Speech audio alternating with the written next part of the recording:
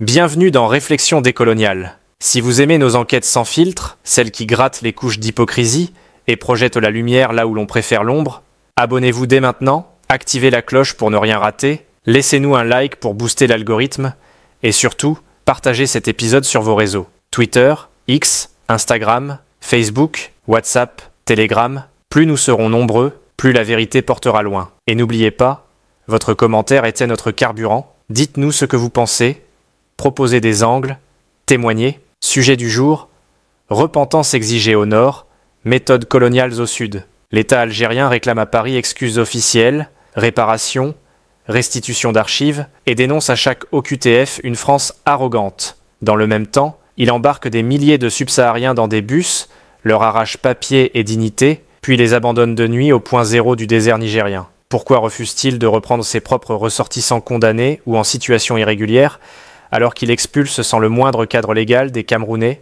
Maliens ou Guinéens? Hypocrisie, racisme anti-noir, calcul géopolitique, crise sociale, nous décortiquons la mécanique et donnons la parole aux premières victimes de ce double discours. Installez-vous, mettez vos écouteurs, l'épisode commence, et souvenez-vous, une vérité partagée est une vérité protégée. Abonnement, like, commentaire, partage, c'est vous qui faites vivre Réflexions décoloniales. Merci. 3 heures d'attente, une crise d'État. Fin janvier 2025, plusieurs vols Air Algérie se posent à Roissy-Charles de Gaulle. Faute d'effectifs, la file pour le contrôle aux frontières s'allonge.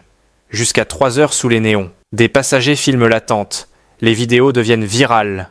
48 heures plus tard, Alger convoque l'ambassadeur de France, dénonce des traitements dégradants, et la radio d'État évoque les relents d'un passé colonial. L'honneur national, dit-on, ne tolère ni l'humiliation ni le soupçon d'arbitraire.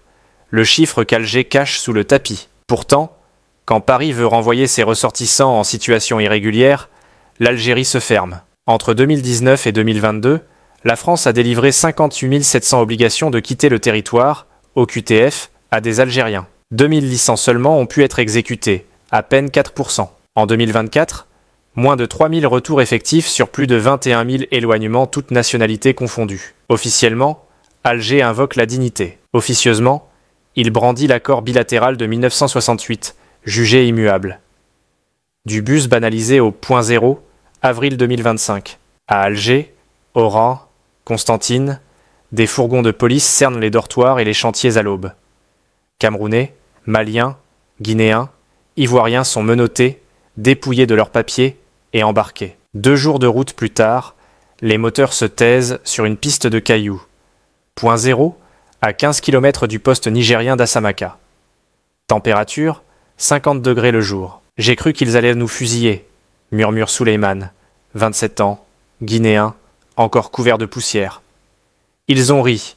Marche, témoigne Mariam, 19 ans, ivoirienne, arrivée pieds nus, talons en sang. Entre le 1er et le 21 avril 2025, la police nigérienne recense près de 5000 expulsés. Fin mai, le compteur dépasse 7000.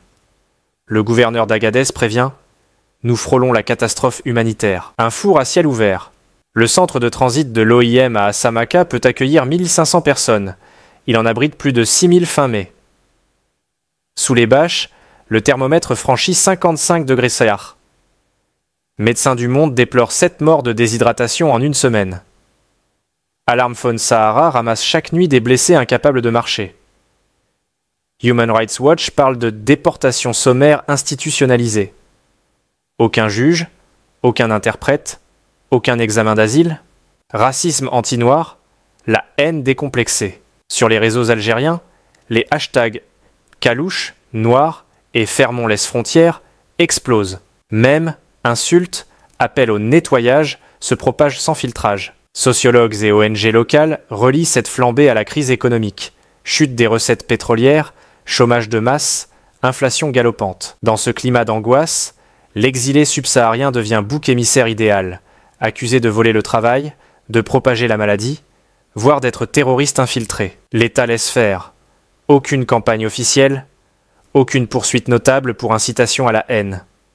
Un protocole foulé aux pieds. Le traité Algérie-Niger de 2014 n'autorise, en théorie, que la réadmission de ressortissants nigériens identifiés et escortés. En pratique, Camerounais, Maliens, Soudanais ou Ivoiriens sont jetés hors des bus sans procédure.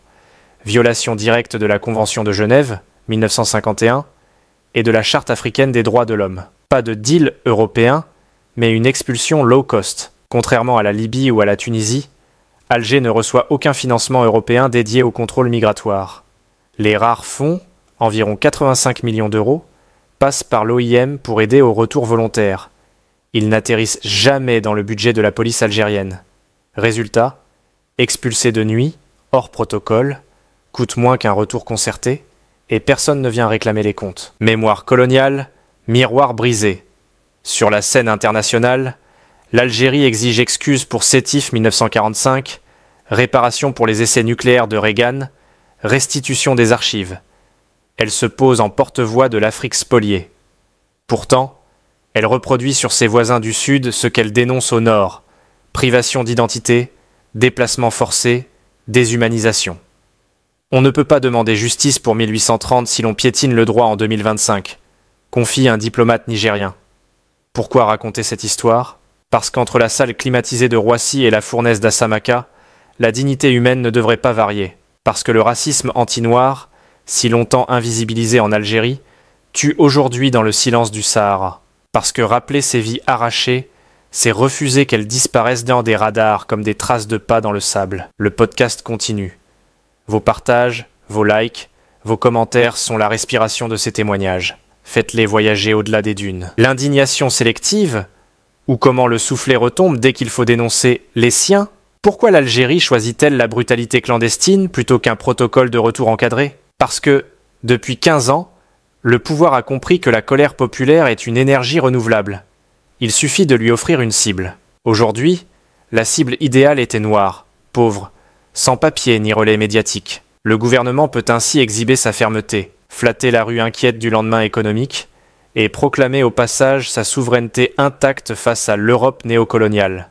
Mais cette stratégie n'existerait pas sans un second pilier, l'indignation à géométrie variable. Au moindre retard de bagages, la diplomatie se cabre.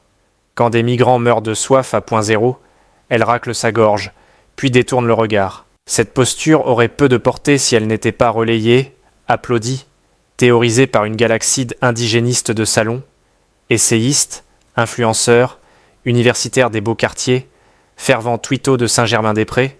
Ces nouveaux porteurs de valises se drapent d'africanité, dénoncent l'esclavage transatlantique, réclament des larmes officielles pour Sétif.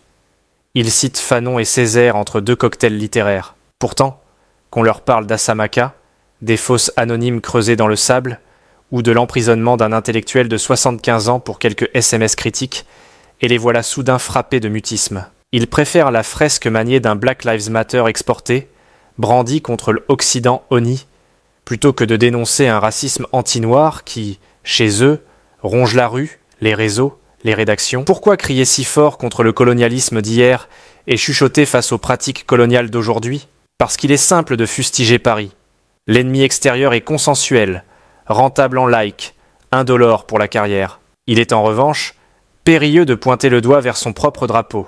On risque la mise au banc, l'insulte communautaire, parfois la convocation policière. Alors on choisit ses combats. On dénonce Sétif jusqu'à l'hébétude, on oublie Assamaka, on pleure les victimes de 1830, on efface celles de 2025. Il en découle cette cartographie bancale du malheur. Les bonnes victimes, celles de la France coloniale, de l'OTAN, du FMI, peuvent compter sur Tribune, hashtag, plateau télé. Les mauvaises victimes, Camerounais, Guinéens, Soudanais livrés au désert, vieux romanciers incarcérés pour avoir écrit trop librement, jeunes manifestants kabyles gazés pour un slogan, n'entrent pas dans la narration. La mécanique est d'une redoutable efficacité. Elle fabrique un récit binaire, nord coupable, sud innocent, qui dispense le citoyen de regarder les abus commis à deux pâtés de maison. Pendant qu'on réclame des excuses éternelles au Quai d'Orsay, on loue un silence confortable devant la gendarmerie qui charge un campement de migrants à Tamanrasset. Or la réalité finit toujours par se glisser sous la porte. Les dépêches d'ONG, les vidéos tournées en cachette, les noms gravés sur des croix de fortune au milieu de nulle part. Alors il faut élargir la focale. Oui, la France doit assumer son passé. Non. Cela n'autorise pas l'Algérie à reproduire aujourd'hui ce qu'elle condamne hier. Tant que cette évidence restera taboue, les enterrements de sable se multiplieront et les cris s'étrangleront dans les gorges assoiffées d'Assamaka. À celles et ceux qui réclament une Afrique unie, Maghreb United, rappelons qu'une union fondée sur le déni des crimes intra-africains n'est qu'un slogan creux. La fraternité ne vaut que si elle protège les plus fragiles, non si elle les pousse hors champ au nom d'une solidarité ethnique de façade. C'est pourquoi, sur Réflexion décoloniale, nous persistons. Lutter contre le racisme n'a de sens que si l'on combat toutes ses déclinaisons, y compris quand elles fleurissent sous nos propres fenêtres. Exiger la repentance pour les violences d'hier n'a de valeur que si l'on dénonce celles d'aujourd'hui, même surtout lorsqu'elles sont commises par nos frères. Alors, à ceux qui distribuent les brevets d'indignation, venez raconter Assamaka dans vos colloques, vos podcasts, vos tribunes. Demandez des comptes pour Souleymane, pour Mariam, pour les milliers de mauvaises victimes dont les pas se perdent dans le Ténéré. Tant que vous ne le ferez pas, votre militantisme restera un costume taillé sur mesure pour les salons, mais trop étroit pour couvrir la réalité brûlante du désert. Et à vous, auditeurs, qui cherchez la cohérence plutôt que le confort, restez avec nous. Abonnez-vous, partagez, questionnez, car la vérité n'a pas de camp. Elle se dresse ou s'étouffe selon le courage de ceux qui la portent. L'indignation sélective, un vertige moral qui tourne à vide. Les mêmes voix qui, en France, appellent à déboulonner les statues et à commémorer, à juste titre, le 17 octobre 1961, se font soudain muettes lorsqu'il s'agit des exactions commises aujourd'hui par leur état de cœur. 3 heures de queue à Roissy déclenchent éditoriaux courroucés. Mais quand 16 000 personnes, femmes, enfants, vieillards, sont chassés d'Algérie et largués à point zéro depuis avril 2025, ces tribuns d'appartements rangent leurs pancartes. Ils exigent la repentance française, mais ferment la parenthèse dès que l'on prononce Assamaka. Pourtant, les chiffres s'accumulent. 6 000 expulsés en un seul mois d'avril, décompte confirmé par le gouverneur d'Agadez-Apanews.net, 2753. Nigériens officiels et 2222 non officiels, forcés de marcher 15 km dans le désert entre le 1er et le 21 avril, alarmefonsahara.info. Médecins du Monde a compté plus de 7000 refoulements en avril-mai, avec des tentes à 55 degrés C et des morts par déshydratation. Parallèlement, les mêmes militants dénoncent sur les plateaux l'Europe forteresse, mais taisent que l'Algérie bloque plus de 94% des OQTF qui la concernent, laissant la France gérer seule les personnes condamnées ou entrées illégalement, fr.wikipedia.org. Ils invoquent Black Lives Matter, mais n'évoquent jamais la marée de hashtags Chocalouche ou Fermons les frontières, qui déversent quotidiennement un racisme ordinaire contre les Noirs au Maghreb. Cette géométrie variable n'est pas qu'une contradiction intellectuelle. C'est le carburant qui autorise le pouvoir algérien à poursuivre ses rafles.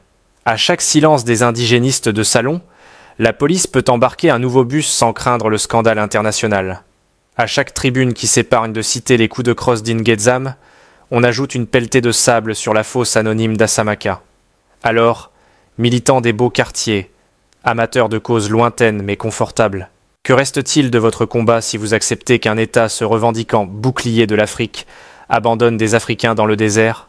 Que vaut votre discours anticolonial quand un homme de 75 ans croupit en prison pour quelques SMS critiques, tandis que vous jouissez, ici, au chaud l'hiver, au frais l'été, d'une liberté d'expression totale? La cohérence, comme la dignité, ne peut être partielle. Elle s'applique ou s'effondre. Sur Réflexion décoloniale, nous continuerons de nommer les bonnes et les mauvaises victimes, de rappeler que la souveraineté sans éthique n'est qu'un miroir aux alouettes et que le racisme anti-noir, où qu'il se loge, mérite la même colère.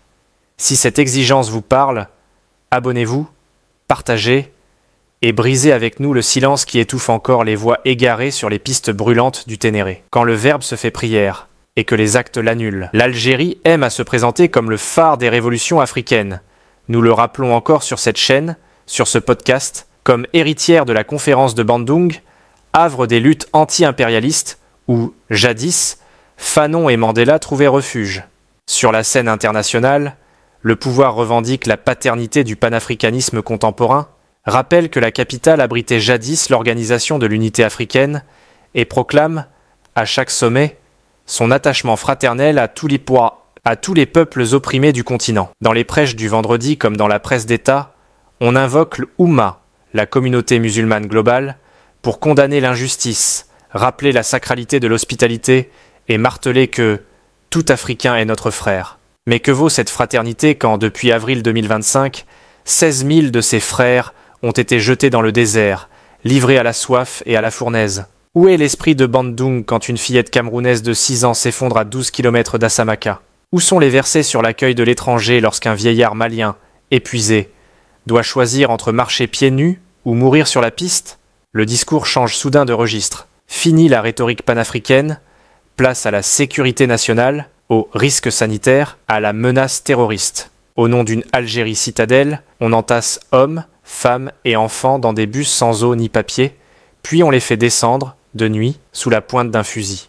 La même armée qu'on dit puissante et protectrice des peuples frères se révèle incapable, ou peu désireuse, d'assurer ne serait-ce qu'un couloir humanitaire balisé jusqu'au poste nigérien. Et que dire des chantres de la solidarité afro-musulmane, installés bien au chaud à Paris, Bruxelles ou Montréal? Ils citent Cheikh Anta Diop, dénoncent la France-Afrique, mais face aux vidéos de tentes à 55 degrés C et aux témoignages de migrants fouettés à Tamanrasset, ils détournent les yeux. Dans leur fils Twitter, pas le moindre fil conducteur sur le Oumma, qui se délite entre Ingwetsam et Assamaka. Le panafricanisme devient un logo vide quand il n'embrasse pas la douleur noire du Sahara. La vérité est crue. On ne peut, dans la même phrase, réclamer la réparation de toutes les blessures coloniales et pratiquer, aujourd'hui, une politique qui réplique le pire du passé. On ne peut invoquer le Coran pour fustiger la xénophobie européenne et laisser prospérer, en langue arabe, le hashtag Kalouche, qui réduit un frère africain à sa couleur de peau. Une fraternité qui s'arrête à la frontière n'est qu'une parure de discours. Sur Réflexion décoloniale, nous continuerons de rappeler cet écart béant entre l'homélie et la réalité. Parce qu'aucun verset, aucun slogan panafricain, aucune mémoire héroïque ne saurait justifier que l'on abandonne un enfant, musulman ou non, dans le Ténéré, parce que la dignité ne connaît ni passeport, ni couleur, ni confession, parce que l'Algérie ne peut se dire championne des opprimés, tout en fabriquant, chaque nuit, de nouveaux opprimés dans son grand sud. À vous qui écoutez, partagez cette parole, interrogez ces contradictions, rappelez-les à chaque tribune. La fraternité n'est pas un hymne, c'est un chemin qui commence là où l'on tend la main à celui que l'on a soi-même poussé hors du bus.